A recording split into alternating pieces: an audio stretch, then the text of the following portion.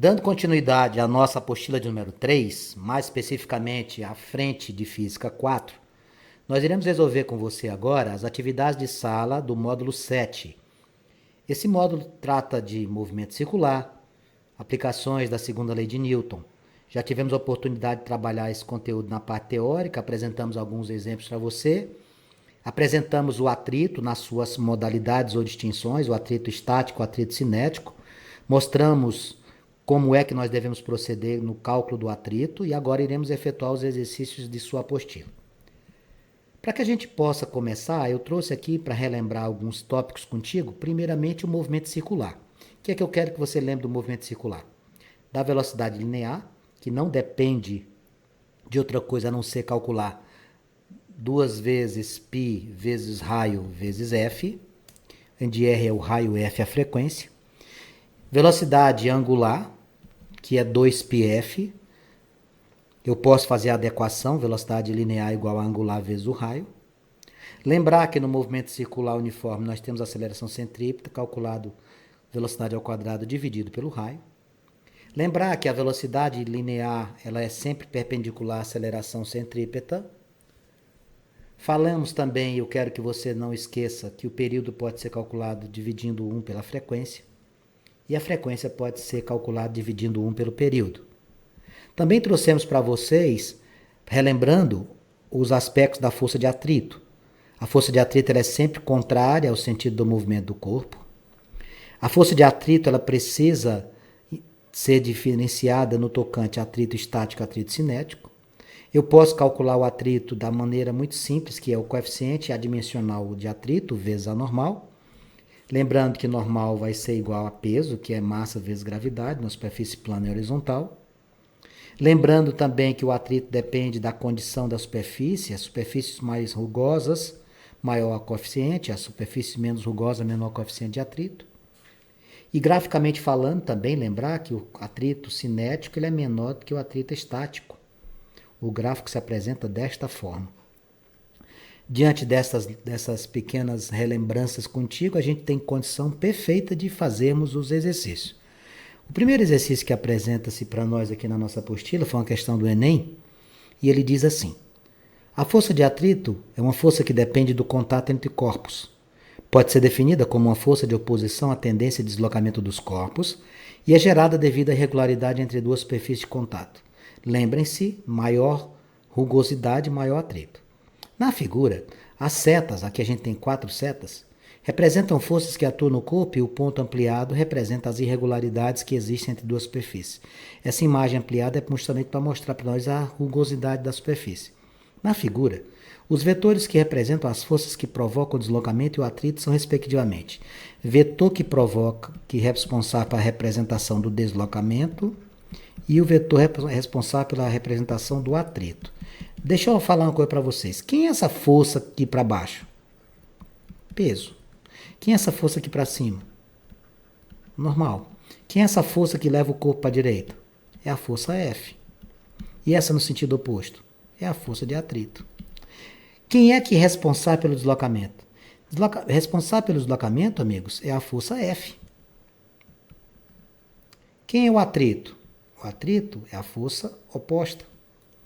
Normal e peso são responsáveis pelo deslocamento de um corpo numa superfície plana e horizontal? Não. Então, você vai trabalhar com quem? Com a alternativa que traga para vocês uma flecha indicando sentido para a direita e uma para a esquerda. Seria qual? A letra A. A nossa questão de número 1 seria a letra A. Na questão de número 2, ele traz um texto muito longo falando sobre um jovem aluno de física. O texto aqui parece um jornal. Ele diz assim: um jovem aluno de física, atendendo ao pedido de sua mãe para alterar a posição de alguns móveis da residência, começou empurrando o guarda-roupa de seu quarto, que tem 200 kg de massa. A força que ele empregou de intensidade F horizontal paralela à superfície sobre a qual o guarda-roupa deslizaria mostrou-se insuficiente. Deixa eu te perguntar, por que é que uma força se mostra insuficiente na hora de deslocar um objeto? É porque ela precisa superar a força de atrito estático. Se você não superar a força de atrito estático, o corpo não sai do lugar. Tá? Aí ele continua. O estudante solicitou a ajuda do seu irmão e, desta vez, Somando a sua força, uma outra força igual, foi possível a mudança pretendida. Você entendeu aí? Quando ele chama o irmão, a força dele mais a do irmão, ou seja, a resultante, permite que você desloque o guarda-roupa. Conclusão, a força dos dois foi maior do que a força de atrito estático. Vanks, depois que o guarda-roupa começar a se movimentar, deixa de existir atrito? Claro que não. Continua havendo atrito, só que agora não é mais o atrito estático, né? Quando o guarda-roupa começar a se mexer, você vai estar diante do atrito cinético. Por isso, se você precisa deslocar algum objeto da sua casa, como por exemplo um guarda-roupa, tente suspendê-lo e coloque um pano embaixo, porque aí você diminui o atrito, consequentemente menor será o seu esforço. O estudante, desejando compreender a situação problema vivida, levou para a sala de aula, a qual foi tema de discussão. Para compreendê-la, o professor apresentou aos estudantes o gráfico a seguir. Está ali do lado, está aqui o gráfico que o professor mostrou para os alunos, que relacionava as intensidades da força de atrito estático, a força de atrito cinético, com as intensidades das forças aplicadas ao objeto deslizante. Com base nas informações apresentadas no gráfico e na situação vivida pelos irmãos em casa, é correto afirmar que, vamos pensar? O que é que significa essa estrutura aqui até aqui? Tudo isso. Isso aqui é o atrito o quê? Estático. Quando você aplicou uma força que superou o atrito estático, o corpo começou a se deslocar. O que é que significa bem aqui? Atrito cinético. Continua existindo, mas com uma condição de menor intensidade. Ah, entendi. O primeiro não conseguiu tirar do lugar. Os dois irmãos juntos somaram as suas forças, conseguiram superar o atrito estático. Depois que começou a deslocar, eles conseguem, superando o atrito estático, deslocar e transformar o que era atrito estático agora para cálculo em atrito cinético. Exatamente. Esse nosso amiguinho aqui, ó. Deixa eu pegar aqui minha caneta. O atrito estático, ele é maior do que o atrito cinético. Vamos analisar as alternativas, que já dá para a gente resolver. Não tem cálculo, é só para você entender o que aconteceu. Letra A diz assim: o valor da força de atrito estático é sempre maior do que o valor da força de atrito cinético entre as duas superfícies. Está dizendo aqui, ó, letra A. O valor da força de atrito estático é sempre maior do que o valor da força de atrito cinético entre as duas superfícies. Sim, mas acontece que não é isso. Isso aqui tá errado? Não, não está errado. Mas não é isso que a gente pode marcar, porque ele está querendo que você compreenda o que aconteceu. O fato de dizer que o atrito estático é maior do que o atrito cinético não vai explicar o deslocamento do guarda-roupa. Compreenda. Essa afirmação é uma afirmação verdadeira, mas ela não justifica o guarda-roupa ter saído do lugar. Letra B. Letra B diz assim: a força de atrito estático entre o guarda-roupa e o chão é sempre numericamente maior do que ou igual ao peso do guarda-roupa. A força de atrito estático entre o guarda-roupa e o chão é sempre numericamente igual ao peso do guarda-roupa. Não. C. A força de intensidade F exercida inicialmente pelo estudante foi inferior ao valor da força de atrito cinético entre o guarda-roupa e o chão. Não. Enquanto ele estava parado, não era atrito cinético que você tinha, era atrito estático. Letra D. A força resultante da ação dos dois irmãos, observe, agora ele chamou o irmão dele, somou, conseguiu deslocar o guarda-roupa. Por quê? Foi superior ao valor máximo da força de atrito estático entre o guarda-roupa e o chão. É isso que eu queria que você percebesse. Qual é a explicação para ter tirado o guarda-roupa do lugar? Somado à força dos dois irmãos, superaram a força de atrito estática. Essa é a resposta. Compreendeu o que eu falei? Existem alternativas que são verdadeiras, mas que não são as alternativas que você busca para a compreensão e buscar exatamente a resposta da questão. É o caso aqui dessa questão número 2. Questão de número 3 fala de uma pessoa necessita da força de atrito em seus pés para se deslocar sobre a superfície. Lembra da aula passada que eu disse para você? Para relativizar se a força de atrito é benéfica ou maléfica. Em determinadas situações eu preciso do atrito, senão eu não consigo, por exemplo, andar. E como é que se dá o andar de cada um de nós? Você sabe como é que a gente consegue andar? A gente consegue andar por quê? Porque a gente aplica no solo uma força de atrito horizontal para trás. Aí o solo aplica uma força nos nossos pés. E aí você tem uma reação para frente. Ah, quer dizer então que quando eu aplico a força no solo, literalmente eu estou com uma força aplicada no sentido oposto. Isso. E aí ele te impulsiona para frente. É a mesma coisa que acontece, por exemplo, com um avião. Mesma coisa do funcionamento das turbinas. A gente poderia fazer essa analogia. Obviamente nós não somos aviões, mas a gente poderia fazer essa analogia. As turbinas acionadas, elas impulsionam o quê? O ar para trás, para poder a reação jogar a aeronave para frente. Então, o que é que acontece aqui na questão número 3? Ele diz assim: em relação ao movimento dessa pessoa, quais são a direção e o sentido da força de atrito mencionada no texto? Bom, quais são as alternativas que a gente tem aqui? Primeira coisa, aqui a situação. Deixa eu desenhar aqui embaixo. Aqui, ó. São sentidos opostos, né, pessoal? Sim, sentidos opostos. Só que assim, quando a gente tem a força F e a força de atrito, elas são assim. Só que ele está perguntando para a gente poder fazer o quê? Para a gente poder caminhar. Para nós podermos caminhar, o que é que a gente vai fazer? Nós vamos aplicar ao solo uma força de atrito para trás. Você vai aplicar no solo uma força de atrito horizontal para trás.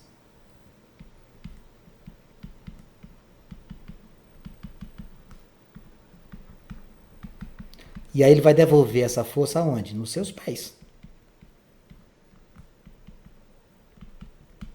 O que é que acontece com o solo? O solo aplica nos pés da pessoa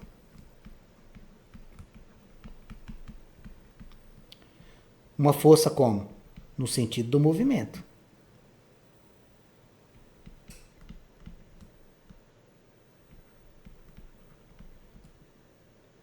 Ah, essa reação vai ser para frente. Vai.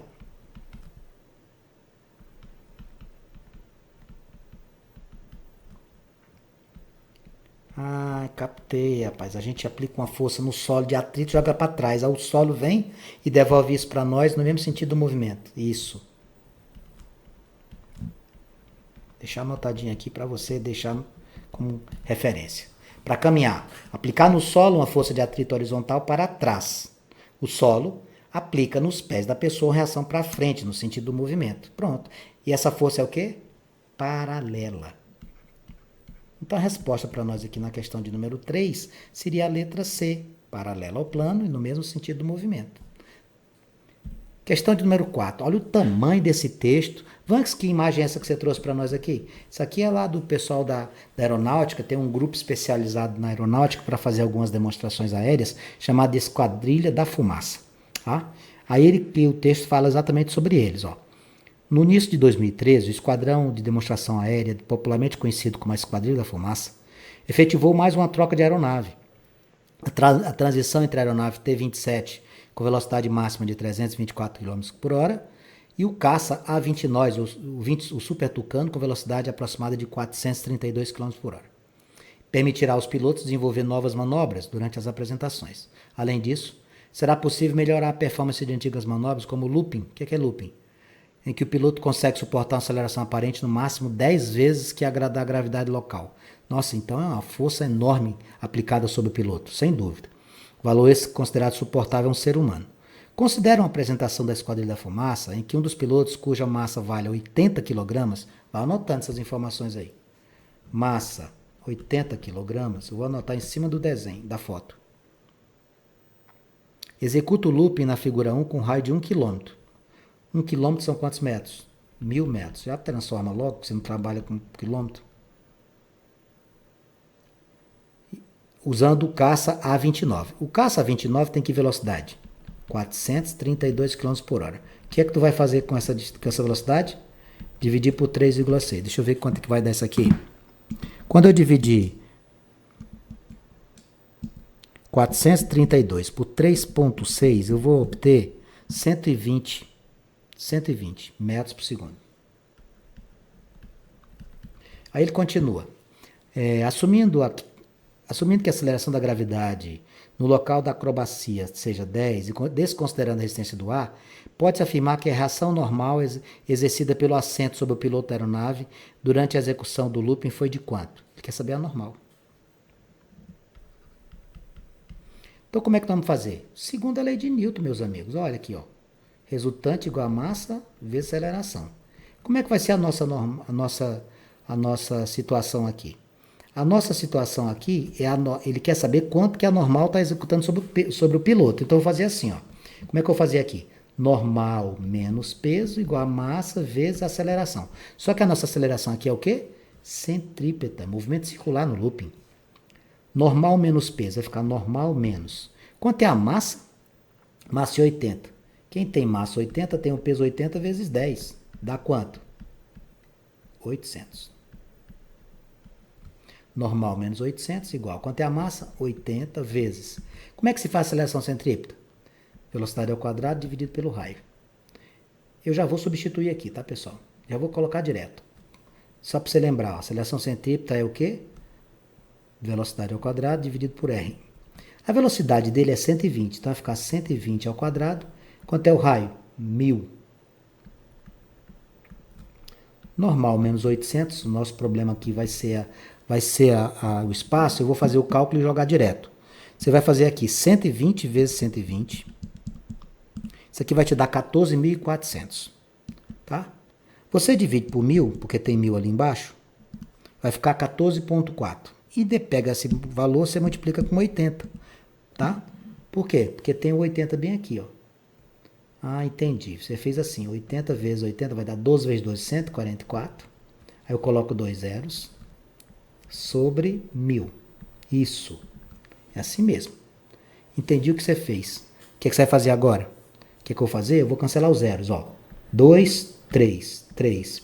Ficou N menos 800 igual 144 vezes 8. 144, 288, 576, 1152. Você vai passar esse 800 para cá somando e vai achar normal. 1152 somado com 800, a sua resposta final seria 1952 newtons. Essa seria a nossa resposta. E a questão de número 4 teria como resposta certa a letra C. Da soma do modo resultante centrípeta com da força peso do piloto no ponto A do looping, tendo seu valor máximo igual a quanto? 1952. Resposta da questão 4, letra C.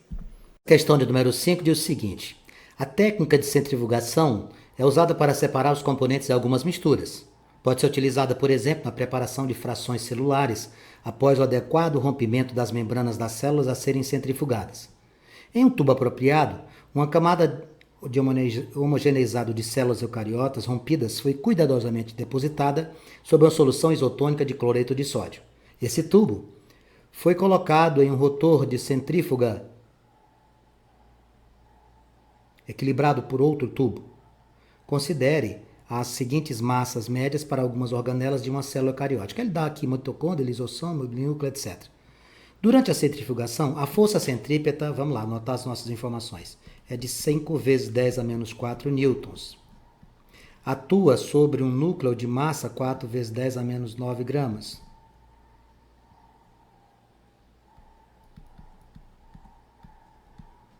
Com uma velocidade de 150 metros por segundo. A pergunta é, nesse instante, a distância desse núcleo ao centro do rotor da centrífuga vale quanto? Então ele está querendo descobrir o raio, não é mesmo? Segunda lei de Newton, amigos. Segunda lei de Newton diz o quê? Força resultante é massa vezes aceleração. Nesse caso, esse é um movimento circular. O que é que a gente vai ter que fazer? Nós vamos ter um movimento circular uniforme, consequentemente, a gente tem aceleração centrípeta. Minha força centrípeta vai ser massa vezes aceleração centrípeta. Como é que se calcula a aceleração centrípeta, Vanks? A aceleração centrípeta se calcula a velocidade ao quadrado dividido pelo raio. Quanto que é a força? 5 vezes 10 a menos 4, igual a 4 vezes 10 a menos 9, vezes 150 ao quadrado, dividido por... Quanto que é o raio? Não sei. Eu vou jogar esse R para o primeiro membro. Vai ficar fácil para a gente fazer assim, ó. R vezes... O R vai ser igual. Eu vou levar o R e vou descer os 5 vezes 10 a menos 4. Vou ficar com 4 vezes 10 a menos 9, vezes... O que é que nós temos aqui? 150. 15 vezes 15 dá 225. Quando você fizer 150 vezes 150, você vai encontrar 22.500. 22.500 sobre 5 vezes 10 a menos 4. Bom, vamos fazer o seguinte. 22.500 vezes 4 dá 90 mil. 90 mil vezes 10 a menos 9 sobre 5 mil vezes 10 a menos 4. Quando eu divido 90 mil por 5, dá 18 mil. Quando eu divido 10 a menos 9 com 10 a menos 4, dá 10 a menos 5. Para eu trabalhar com 18 mil vezes 10 a menos 5, eu vou puxar a vírgula 5 casas para a esquerda. Acompanhe. 1, 2, 3, 4, 5. Vai ficar quanto? Vai ficar 0,18 metros. A resposta da questão de número 5 seria a letra B na questão de número 5. Questão de número 6 tem uma questão que envolve aqui Fórmula 1. Ele diz assim: convidado para substituir um colega de equipe acidentado nos treinos para um grande prêmio, um piloto de Fórmula 1 desistiu após a realização de alguns treinos, alegando que seu pescoço doía como consequência de um acidente sofrido alguns meses antes e que a dor estava sendo intensificada pelos treinos. Aqui é a ação da força centrípeta, tá, meus amigos? A razão disso é que, ao realizar uma curva, o piloto deve exercer uma força sobre a sua cabeça, procurando mantê-la alinhada com a vertical. Considerando que a massa da cabeça de um piloto mais o capacete seja de 6 kg,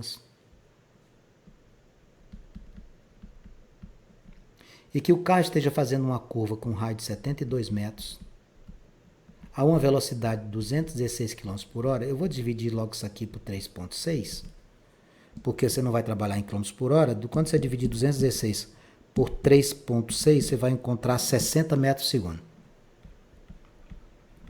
Estou só transcrevendo as informações. Assinale a alternativa correta para a massa que sujeita a aceleração da gravidade dá uma força de mesmo módulo. Então ele quer que você descubra a alternativa para ela. Então o que é que a gente vai fazer aqui? Bem, o que é que nós vamos fazer? Inicialmente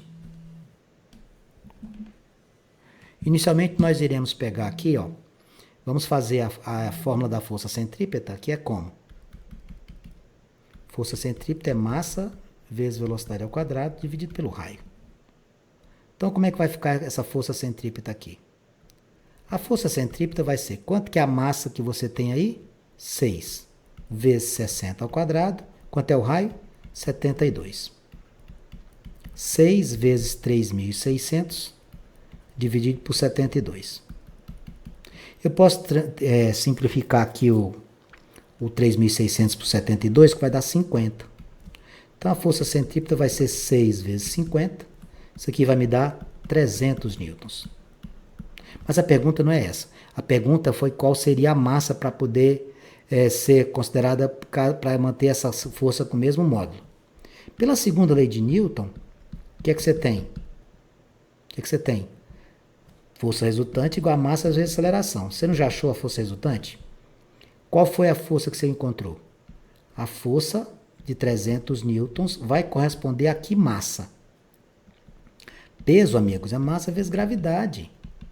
Para você conseguir essa mesma condição, 300 igual a massa vezes 10. Quanto é que vai ser essa massa? 300 dividido por 10, que é quanto? 30 kg. Sua resposta seria a letra B na questão de número 6. Com isso, a gente encerra a sequência de exercícios. Eu estou aqui à sua inteira disposição para quaisquer dúvidas.